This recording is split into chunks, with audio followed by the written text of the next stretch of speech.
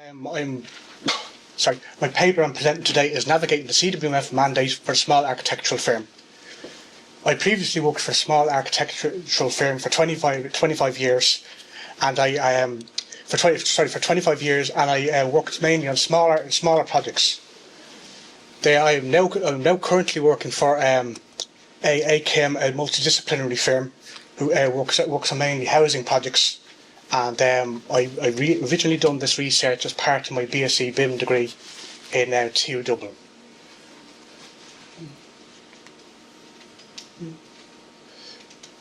The agenda for today is, as the introduction, my research background, my main research question, the methodology and analytical framework, the literature review, case study overview, findings, recommendations, and any conclusions of future research. And just to introduce myself, I have over 25 years experience as an architectural technician. I worked in a wide range of small to medium residential and commercial projects, and I'm working for AKM. And my main interest is the challenges and opportunities BIM information modelling will bring. The research background. Digitalisation using BIM is transforming the industry. SMEs represent over 90% of construction employments in the sector. And they are a sector that incurs significant financial losses due to inadequate productivity and repetitive processes. BIM represents a significant change to SMEs, similar to the paper to CAD over 20 years ago. And to remain competitive in an evolving industry, compliance with the CWMF will most likely become necessary. And this leads to my main research question. How can small Irish architectural practices meet the requirements of the CWMF BIM mandate? So the methodology and analytical framework we took. So first of all, we done a literature review, which gave a grounded structure approach for the background of this study. We researched the benefits, the barriers, and what government policy frameworks were in place for the literature review. Then we carried out it was a qualitative research approach we took as well for this. Part of the qualitative approach was also the case study review. We took two case studies, one case study from France and one from the UK. The French case study was chosen because of its European perspective of a small architectural firm, and the UK case study is chosen as their economy and industry is very much aligned to us.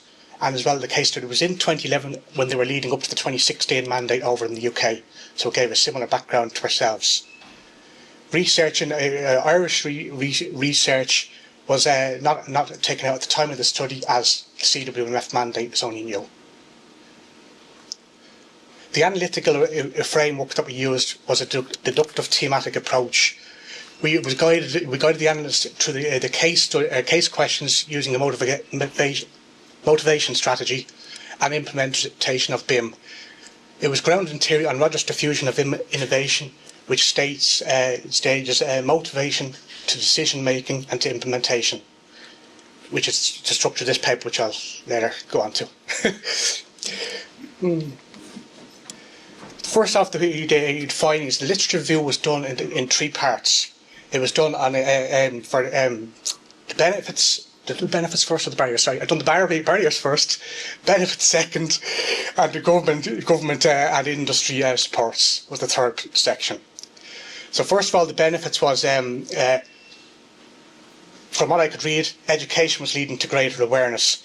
Another difficulty was that a lot of smaller enterprises, such as the one who I used to work for, had an older management structure, and quite often with older management structures, they actually struggle to change. They fear they like the way they've been working, and the fear of change is so that's a bit of a resistance factor as well, from what I could see in the research and from what I experienced in my own practice after 5 years of battle. The other one is education and training. One of the difficulties with education and training with barriers is that a lot of SMEs do have training structures in place, but a lot of them are done outside hours, and that can cause a little bit of resistance to staff, be either tiredness or having to work. And then if they do some of it, the other problem is having BIM in a smaller practice too, because of smaller staff numbers, they don't really have a dedicated BIM manager, and that can cause them to be working on different jobs, and then of course it can hinder the implementation of BIM in itself. To me, another thing is I actually done the implementation of software. The benefits of BIM again is education and training, because education, as I said, can lead to greater awareness, and there is a number of structured education programs out there which I'll come into next on the government and industry supports. And in financial and time, a lot of smaller firms, a lot of firms full stop. One of the main things they're interested in is ROI, return on investments. So of course that can be a benefit and a barrier at the same time, because from the benefit point of view, if they see the return of investment in BIM, they'll stick with it. But at the same time, because of their size, return on investment can be a bit of a difficulty, as they can't get it implemented in the first instance with their difficulties. And the BIM mandate in Ireland is a good thing as far as benefits are concerned, because it promotes a top-down approach. And if smaller firms as well as even medium-sized firms see that there's a top-down approach, it's given a structured process for hopefully to implement BIM, rather than this idea or that idea and that's all unstructured to me. Sorry, I know I can't give my personal opinion, but it's in the research anyway. Yeah. Just have to get that. The next part then was government and industry support. So I had a look into the what government industry supports were out there. So Project Ireland 2040 is the Irish government's main overarching support mechanism. Build digital projects as part of Project Ireland 2040. Their website is set up to show a single source of truth for standards and processes for BIM to help whether it be small companies or even medium companies, guide them via either the CWMF or through the BIM standards and process. Springboard Plus through the National Training Funds has also gives a lot of grants for various courses, including those in BIM and including the one which I done in the Bachelor of Science degree. I was able to get government grants on the Springboard course for that too. And the Construction IT Alliance, we all know who they are. We're here for it today. Now, my paper says they're 20 plus years, but we can now say they're 25 years. God, and what they provide is they provide guidance, support, and training software. They do some training in Revit, they do some in BIM, and other training courses as well. But from this side of the sphere, we're interested in the BIM and Revit side of it. And Revit, I know, is not BIM. It enables BIM. It helps BIM, but it isn't BIM itself. And then the industry support, the Royal Institute of the Architects of Ireland, they actually produced their BIM pack, which actually one of the main things that I've seen in that when reading it is, it actually gives some idea of how elements of the ISO 19650 could even be used to support smaller job size. And actually I was talking to, I don't remember his name, but I was talking to a man from the government procurement office there, and I was asking him, are you able to actually implement smaller projects? Let's say everyone is in a one-off house.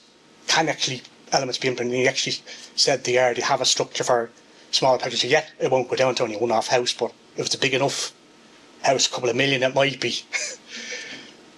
So that was my literature review. Then the next part of the paper was for the case study overview. So I looked at two case studies, as I said earlier.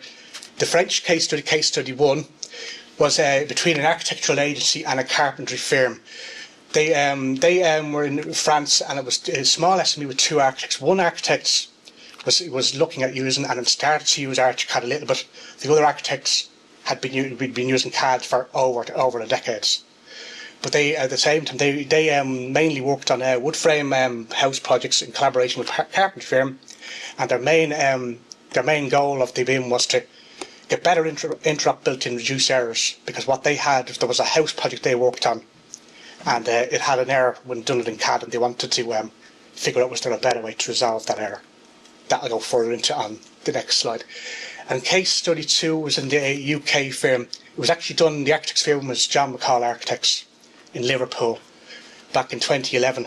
But what they done, they worked on social housing and larger one-off houses. And then again, they wanted to improve collaboration with the stakeholders to utilise more efficient drawing software. Now, more in depth into the case studies. The case study would again, I asked 3 questions of the paper. What was the motivation for adopting BIM? What strategy and plan was followed? How was BIM implemented? So on question 1, the motivation, the French duo wanted to actually address architectural design changes and engineering decisions. That was, as I said, in a project they had a one-off house which they had there was a big error in it, so it cost them a lot of money.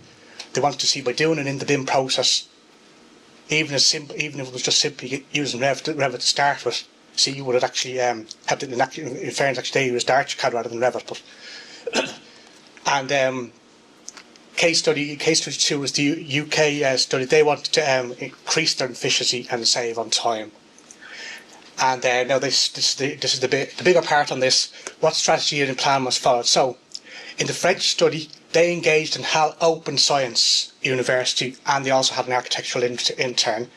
And how that worked was the architectural intern was already in mid-degree in the architecture. He had an idea how, well, I don't know whether it was a he or a she, but the intern had an idea of how architectural practices worked. So they used the university as the outside source and the company themselves internally, and the architectural intern was able to run a pilot project with them in collaboration with the staff members there, which was only 2, of course, but they were able to show how the processes could work. And the UK, what they done was they collaborated with the University of Salford through a knowledge transfer transfer partnership. But what they did first was they examined 3 different BIM software packages, whereas which I don't know whether I can name here or not, but Allplan, ArchiCAD and Revit were the 3.